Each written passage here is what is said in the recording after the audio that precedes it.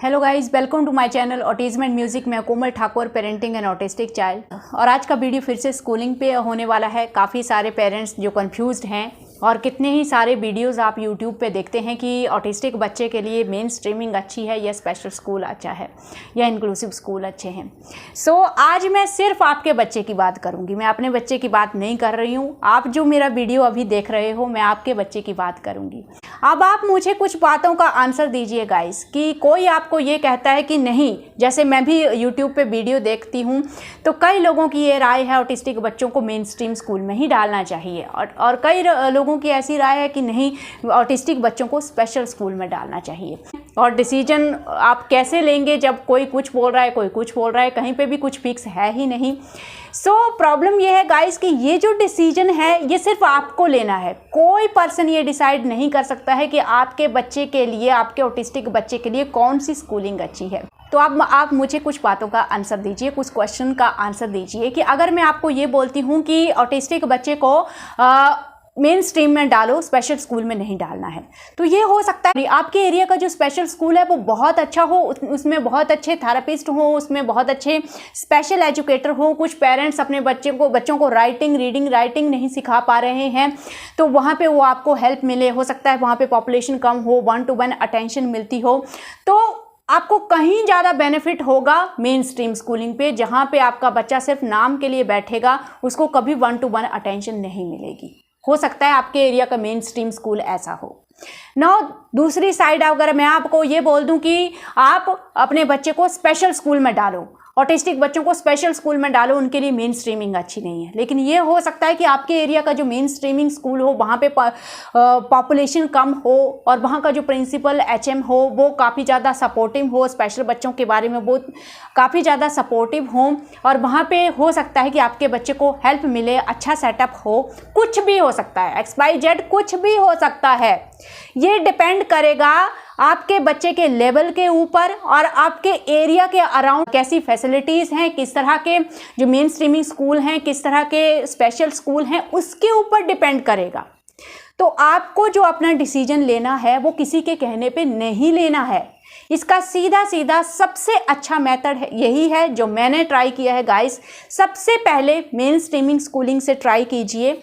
वहाँ पे कई बार ऑटिस्टिक बच्चे 5-6 मंथ के बाद या इवन 1 ईयर के बाद सेटल हो जाते हैं। हो सकता है आपका बच्चा भी सेटल हो जाए, या आप डिसाइड नहीं कर सकते हैं। इनिशियली ये अंडरस्टैंडिंग नहीं होती हम लोगों को भी कि हमारे बच्चे का जो लेवल है वो कितना है, या क्या चीज़ें इम्प्रूव हो सकती हैं, क्या चीज़ें अच्छी हो सकती हैं। सबसे पहले मेन स्ट्रीमिंग स्कूलिंग से ही ट्राई कीजिए गाइस।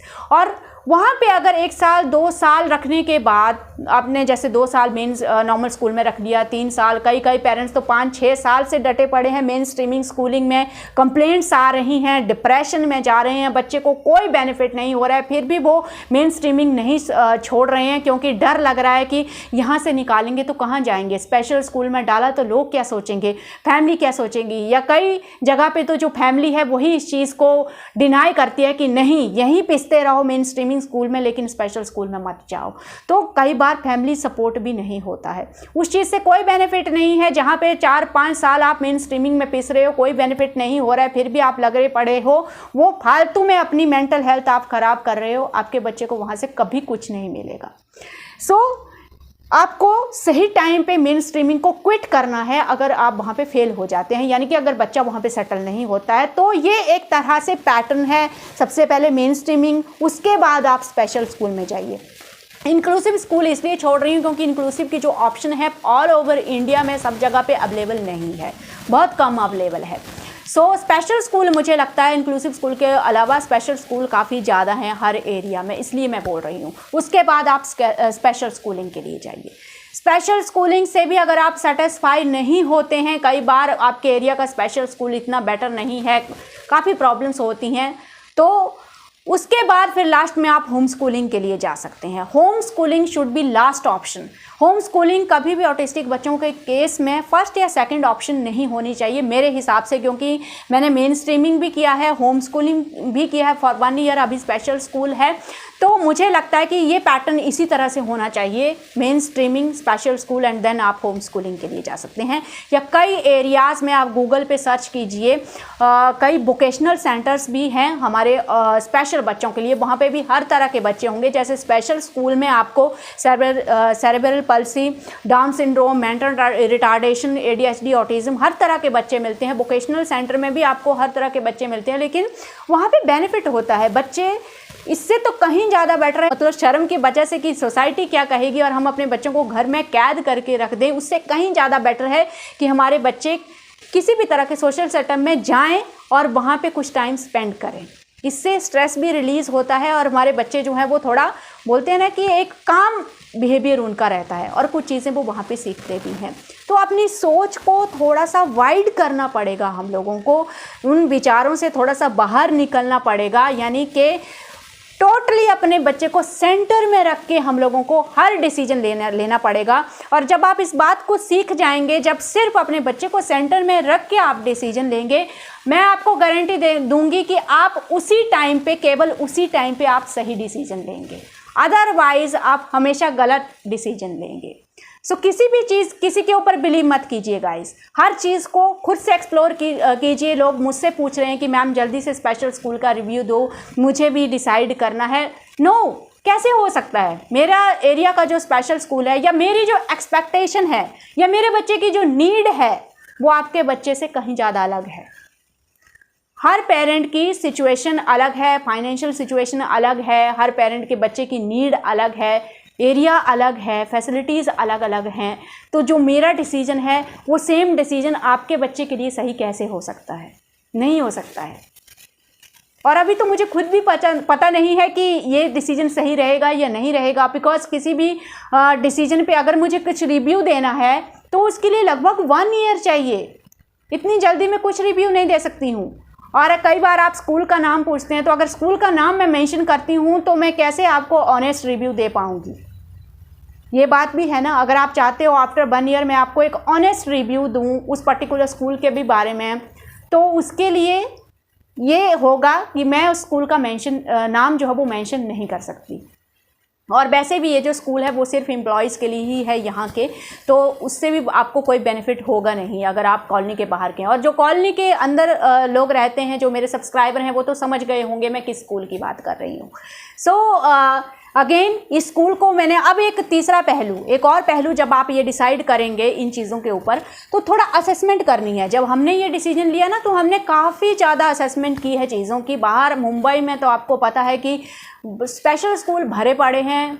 25,000 पर मंथ से 50,000 पर मंथ तक की फ़ीस वहाँ पे जा रही है। बड़े बड़े नामी स्पेशल स्कूल्स हैं वहाँ पे। लेकिन अनफॉर्चुनेटली जब इन स्कूल में जो बच्चे हमारी कॉलोनी के जा रहे हैं, उनका जब रिव्यू हम लोगों ने लिया 1 साल होने के बाद, तो वो लोग सेटिस्फाई नहीं थे। अदरवाइज़ मैं भी उन्हीं स्कूल के बारे में सोच रही थी कि क्यों हम लोग बेस्ट फैसिलिटी देंगे अपने बच्चे को। तो दैट्स वाई मैंने वहाँ से रिव्यू लेना स्टार्ट किया। लेकिन किसी भी पेरेंट ने मुझे उस 50,000 पर मंथ वाले स्कूल का या 25,000 पर मंथ वाले स्कूल का कोई भी सेटिस्फैक्शन वाला रिव्यू नहीं दिया, यानी कि कोई बेनिफिट नहीं हो रहा है वहाँ पे। अब उन स्कूल्स में भीड़ इसलिए हो रही है नाम के लिए, ताकि सोसाइटी को हम लोग बता पाएँ कि नहीं स्पेशल स्कूल ही, लेकिन हमारा बच्चा एक नामी स्कूल में जा रहा है, तो भीड़ बढ़ रही है वहाँ पे। अब वही हिसाब हो रहा है कि स्पेशल स्कूल में भी आपके बच्चे को वो 1-to-1 अटेंशन नहीं मिल पा रही है, जिसके लिए आपने अपने बच्चे को स्पेशल स्कूल में डाला है। हर पेरेंट 25,000 से 50,000 खुशी खुशी खर्च कर देगा, हम भी खर्च कर देंगे, लेकिन उतना हमारे बच्चे को मिलना भी चाहिए।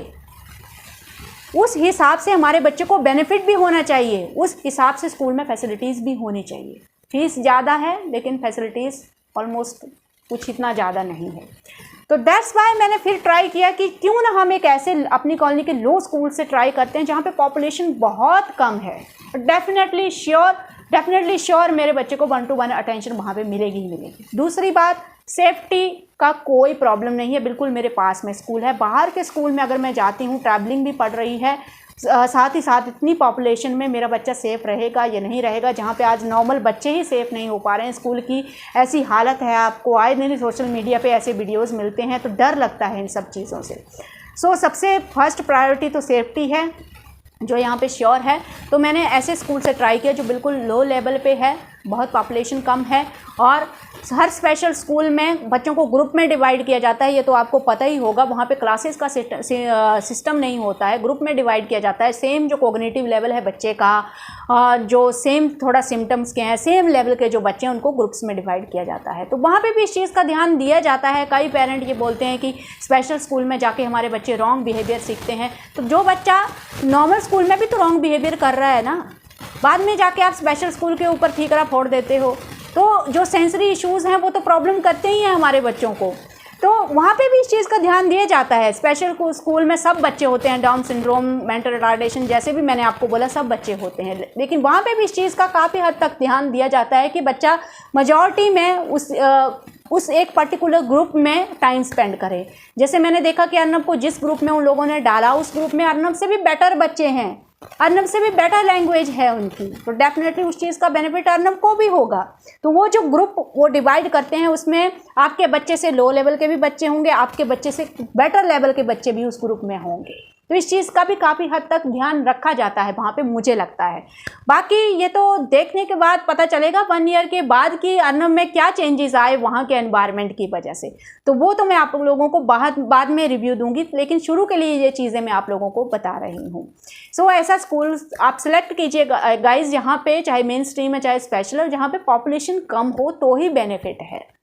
सो आई थिंक ये जो बातें मैंने आप लोगों को बताई, उसके बाद किसी को कोई कन्फ्यूज़न नहीं होगा स्कूलिंग के बारे में। कोई आप सोशल मीडिया पे वीडियो नहीं देखेंगे, क्योंकि कोई भी आपके एरिया का जो पर्टिकुलर स्कूलिंग सिस्टम है, चाहे स्पेशल स्कूल है, मेन स्ट्रीमिंग है, कोई भी उसका रिव्यू तो आपको नहीं देने वाला है।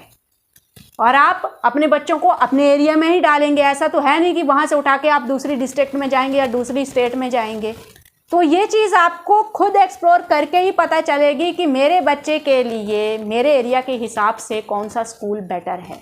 तो बेटर है सबसे पहले मेन स्ट्रीमिंग से स्टार्ट करो, फिर स्पेशल स्कूल में, और फिर अगर आपको कुछ भी नहीं दिख रहा है आप होम स्कूलिंग के लिए भी जा सकते हैं। ऑनलाइन स्कूलिंग मुझे इतनी ज़्यादा नहीं जमती है, उसका मुझे कुछ मतलब समझ में नहीं आता है, स्पेशली स्पेशल बच्चों के लिए, इसलिए बोल रही हूँ, इसलिए उसको मैंने कंसीडर नहीं किया है यहाँ पे।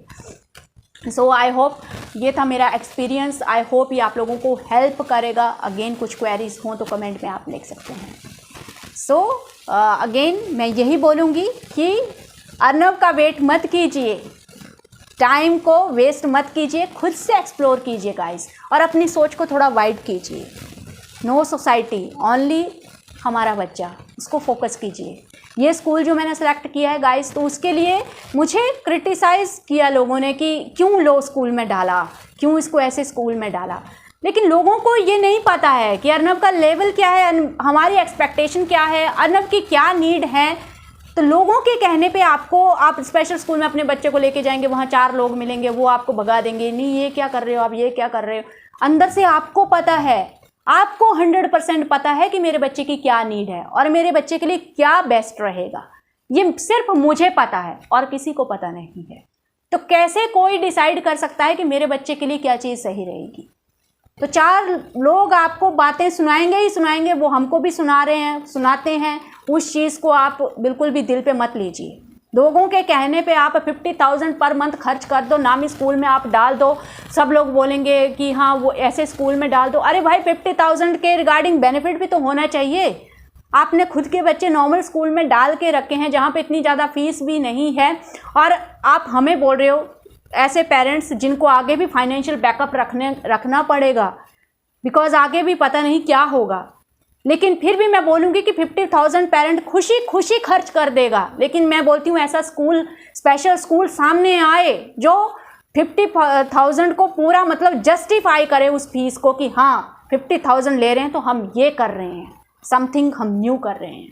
कुछ नहीं होता ऐसा वैसा। तो ये चीज़ें हैं, अगर ये चीज़ फेल हो जाती है जहाँ पे मैंने अर्नब को डाला है, अभी ये चीज़ फेल हो जाती है, डेफिनेटली हम नई चीज़ें भी देखेंगे आगे जाके। हो सकता है फिर मैं उन्हीं स्कूल्स में जाऊं, लेकिन सबसे पहले मैं इसको ट्राई करूंगी। अगर ये चीज़ ठीक रहती है, सही रहती है, तो मेरे हिसाब से ये चीज़ सही है ये चीज़। मुझे पता है कि मैं अपने बच्चे को सिखा लूँगी, कॉग्निटिव सब कुछ मैं कर लूँगी, लेकिन मुझे बस थोड़ा सा सोशलाइजेशन की ज़रूरत है, जो ये स्कूल इस नीड को, इस रिक्वायरमेंट को पूरा कर देगा, मुझे ऐसा लग रहा है। सो बाकी बाद में देखेंगे, आपके सामने ही है, और आपको नेक्स्ट रिव्यू मैं 1 ईयर तक आपको ये रिव्यू ज़रूर दूँगी इस चीज़ का। सो स्कूल का नाम आप मत पूछिए। जो कॉलोनी वाले हैं उनको मैंने बोला कि वो ऑटोमेटिकली समझ जाएंगे। बाहर का फिर मैं मेंशन करूँगी स्कूल का नेम, तो समटाइम जब हम लोग रिव्यू देते हैं, ऑनेस्ट रिव्यू जब हम लोग देते हैं, तो हो सकता है मेरे चैनल पे भी फिर प्रॉब्लम आ सकती है। तो ये चीज़ आपको समझने की ज़रूरत है थोड़ा सा। सो आई होप इस चीज़ को आप अंडरस्टैंड करेंगे और खुद एक्सप्लोर कीजिए और खुद डिसीजन लीजिए guys. So thank you for watching this video.